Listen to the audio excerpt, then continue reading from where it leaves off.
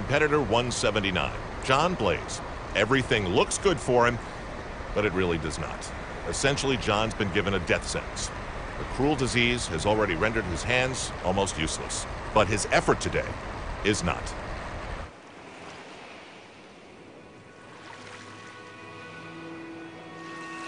It doesn't interest me what you do for a living. I want to know what you ache for. It doesn't interest me how old you are. I want to know if you will risk looking like a fool for love, for your dreams, for the adventure of being alive. I want to know if you can live with failure, yours and mine, and still shout at the edges of a lake, river, or mountain, yes, I am a warrior poet. It doesn't interest me to know where you live or how much money you have. I want to know if you can get up after a night of grief and despair, weary and bruised to the bone, and do what needs to be done for someone you love. I want to know if you can be alone with yourself and truly like the company you keep in the empty moments of your life, and still remember me, your friend, Blais Man, the ALS warrior poet.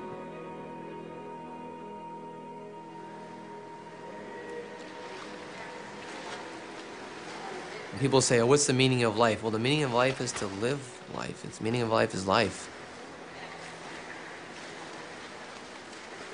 I've lived a pretty full 34 years.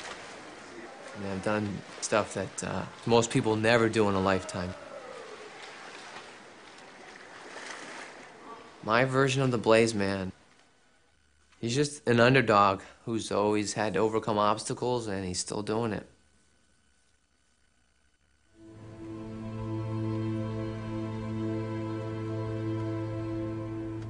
We always expected that there might be a phone call that Jon has had an accident, he's broken a leg, or God forbid, maybe even something worse.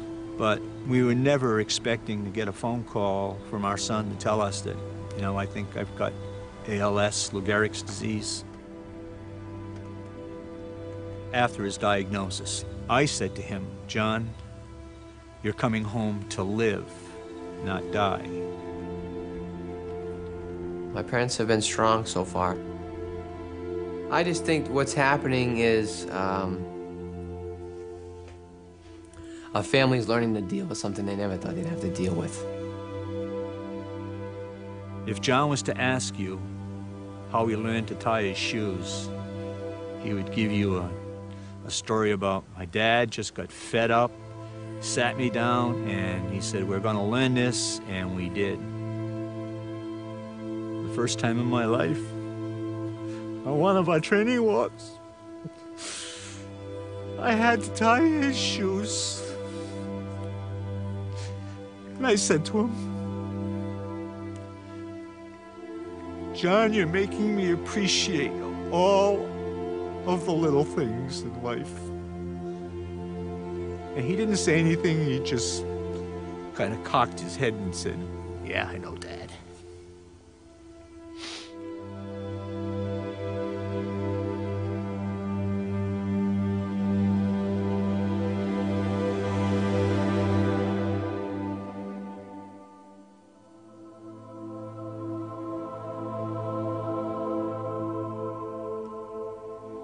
He started watching the Ironman in high school, and I think in the back of his mind, he always knew that one of these days he would do an Ironman, and it would probably be in Hawaii. Why is it an important race to me? It just is. It's always been and it always will be, and I think when I'm sitting in a wheelchair, down the road I'll know that I have fought the great fight.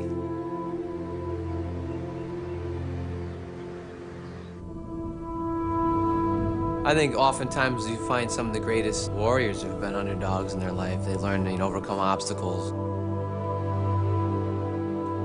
Everyone in life has a certain amount of their own adversity. I think that's what's the person that's inside you that makes you challenge yourself to push on to be a better individual. My body's not going to tell me to stop, it's going to stop. That's how it's going to be. I'm gonna push through all the barriers until I physically can't cross the line. Or somebody says, you know, get this guy off the course. It's gonna be a long day. A lot of people getting me through the day. Past, present, and future, memories, thoughts, you know, there's gonna be a lot of people that I'll be taking with me on that ride. I just gotta do it right. If I had a wish, and it could be granted to me, it would be that at 7 o'clock in the morning, Hawaiian time, when Jon enters the water, that the world would scream, Jonathan, so that he could hear it.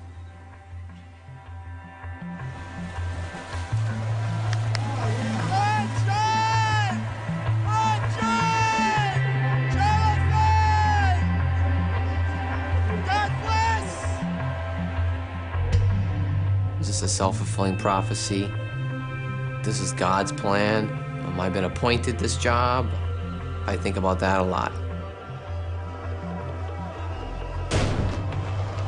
If it is, I'm gonna continue doing what I've been doing.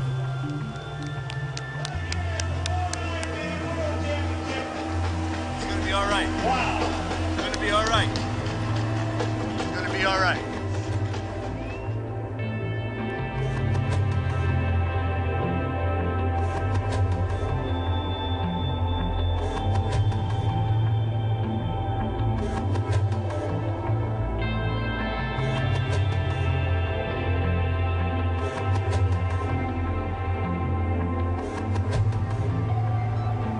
So far, Jon is all right, with plenty of company. Because of the ALS, his hands are unable to grab water bottles, and that forces him to use a tank and a long straw to hydrate.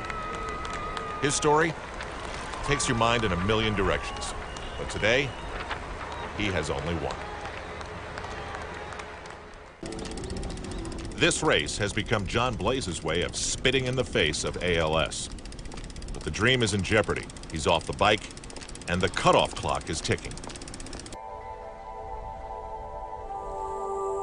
I'm not angry yet. I think anger is gonna maybe possibly come down the road when I can't do the stuff I used to do.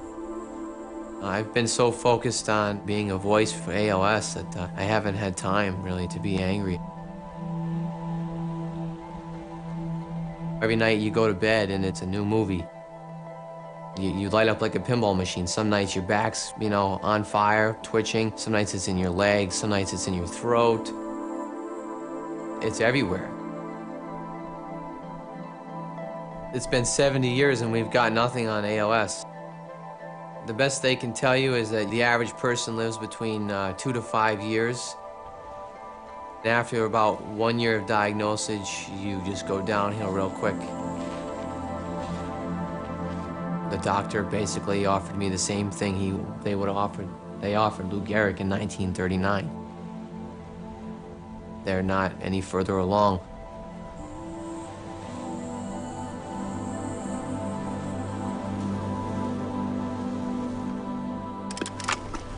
Jon's fatalistic view is based on reality, which right now includes getting back on the bike, somehow getting through this, and realizing that today he can still do this. Because right now, today is what he has. It's what we all have.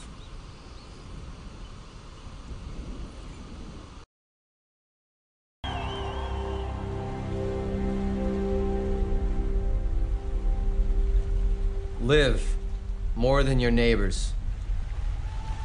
Unleash yourself upon the world and go places. Go now. Giggle. No. Laugh. And bark at the moon like the wild dog that you are. I'm alone, but you're near.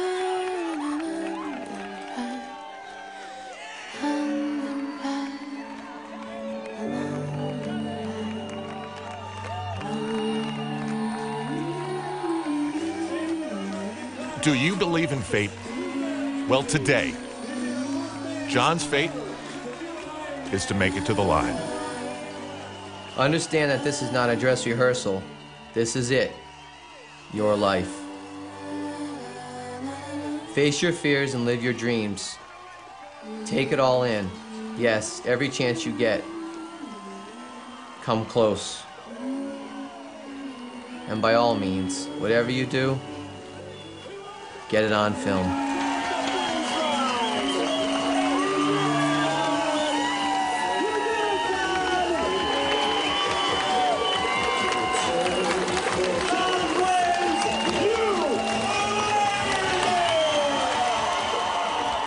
Jon Blais, you are an Ironman.